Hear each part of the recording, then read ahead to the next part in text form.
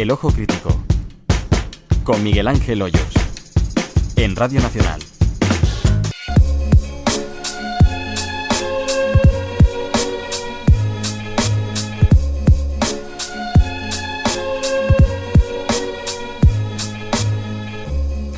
Ahora que tanta gente está de vacaciones, uno de los lugares imprescindibles cuando se visita una ciudad es conocer los museos del lugar, aunque también es una buena ocasión para que los que no han podido irse se den una vuelta por esos sitios por los que quizá hacía tiempo que no se pasaban. Miguel Ángel Delgado. Sí, y tanto en un caso como en otro, si hablamos de planes con niños, un lugar ganador son siempre los museos de ciencias naturales. Pues unos lugares en los que incluso los adultos podemos encontrar la fascinación que estos lugares nos despertaban cuando éramos pequeños. Pues sí, y es precisamente esa combinación pues la que recorre un libro que ha publicado Nextdoor. Digo el título literal, que conste. ¿Se tiran pedos las mariposas? ¿Cómo poner en aprietos a un guía en el Museo de Ciencias Naturales? De Fernando Arnaiz.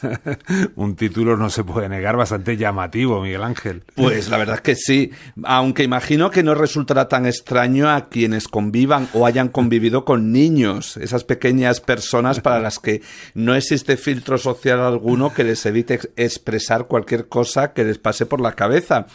En este caso, Arnaiz, que es guía en el Museo Nacional de Ciencias Naturales de Madrid, sigue precisamente algunas de esas preguntas imbatibles de los niños que le hicieron durante las visitas guiadas, pues para proponer un recorrido por muchos temas relacionados con la biología, el conservacionismo y el día a día y la problemática de los museos. Ese filtro social del que hablas es el que hace que, a diferencia de lo que pueda parecer en un primer momento, muchas de esas preguntas lleven a plantearse temas verdaderamente esenciales. Pues sí, aunque solo sea porque se fijan en lugares que damos por supuestos, pero que nos obligan a plantearnos cosas que de otro modo pues habrían permanecido invisibles para nosotros.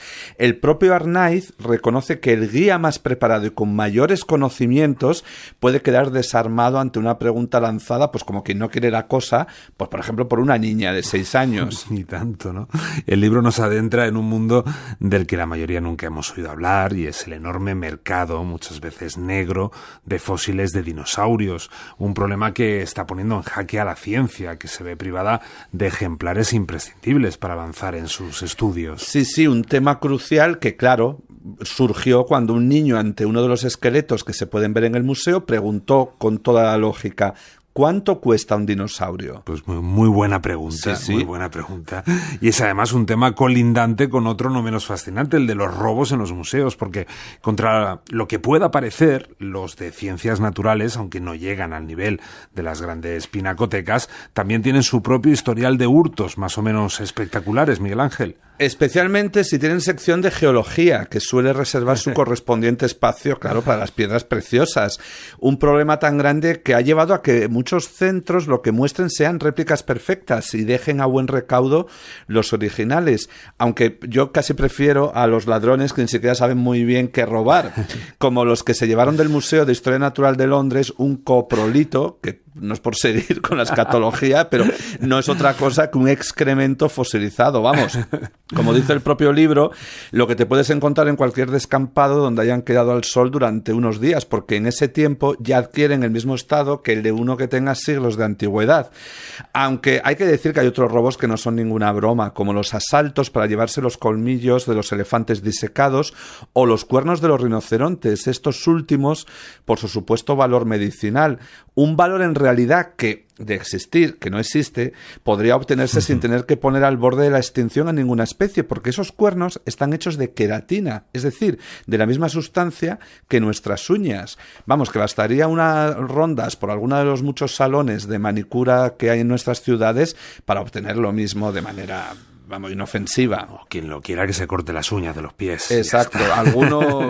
Sí, voy a callarme. La presencia de esos animales disecados en los museos es sin duda otro de los temas en los que se fija el libro. Sí, debe quedar claro para empezar que ya no se caza a ningún animal y luego se diseca para presentarlo naturalizado en los museos, es decir, representando de la manera más fidedigna posible el aspecto que tenían en el medio natural. Pero las grandes colecciones que estos centros atesoran de tiempos anteriores en los que estos sí eran frecuentes, pues han sido en las últimas décadas una patata caliente con la que no se ha sabido muy bien qué hacer. De hecho, a finales del siglo pasado hubo una tendencia de retirarlos y sustituirlos por representaciones audiovisuales o interactivas. Sin embargo, en general, ahora han vuelto a los museos porque se considera que tienen un potencial didáctico valiosísimo, aunque deben mostrarse con todo su contexto explicado. Mi madre tenía una perdiz disecada. Por aquello, el taxidermista del pueblo. Sí, a mí siempre me dio un yuyu tremendo. Sí, dan bastante cosita. Otro de los temas clave que surgen de la mirada infantil es la inevitable clasificación de los animales como buenos o malos. Y en esta división los grandes perjudicados son, cómo no, los carnívoros. Sí, especialmente cuando una de esas representaciones naturalizadas nos muestra, por ejemplo, a un ave rapaz cazando un pequeño conejo que aprisiona con sus garras.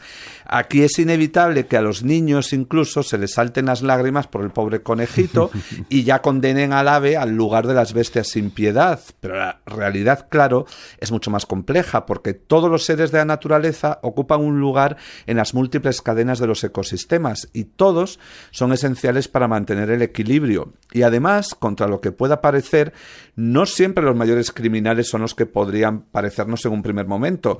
Ahí está el dato de que los simpáticos hipopótamos son el animal que mata más a personas cada año en África por encima de los fieros leones o de los guepardos, o que el mayor asesino del mundo sea el pequeño mosquito que transmite la malaria. Eso está muy bien visto. Otro ejemplo de que los niños hablan libremente y sin los filtros que tenemos los adultos es que a través de ellos surgen incluso temas que normalmente evitamos que salgan a la superficie, como la difícil relación que todavía existe entre ciencia y religión. Sí, Arnaiz pone el ejemplo de cómo en la sala de la evolución, ante la pregunta que de dónde surgimos, pues no es inusual que algún niño responda que de cómo los hizo Dios o Jesús, como le dijo uno en concreto, o incluso que algún niño le pregunte directamente si cree en Dios, pues cuando les está contando el mecanismo que ya descubriera Darwin hace más de siglo y medio.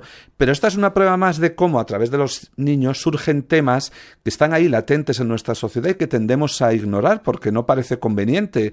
Pero los datos son contundentes. Un Eurobarómetro en el 2005 arrojó el dato de que nada menos que el 16% de la población española aún hoy niega la teoría de la evolución. Madre mía. Una cifra, bueno, no sé a ti, a mí me parece sorprendente. Sorprendente y escalofriante. Sí, pero bueno, al menos no llega al 40% que se alcanza en Estados Unidos, que es el país líder mundial en investigación científica. Pues está claro que a través de las preguntas de los niños, este libro aborda cuestiones muy serias. Recordemos su título, que me va a gustar mucho que lo recuerdes, y su autor, Miguel Ángel.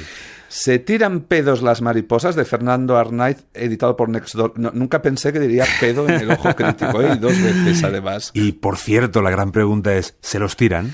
Pues aquí te responderé que algunas sí y otras no. Y mira, y para más detalles, pues mejor leerse el libro. Hay que hacerlo. Salomón y yo lo vamos a leer. Hasta la próxima, Miguel Ángel. Hasta la próxima.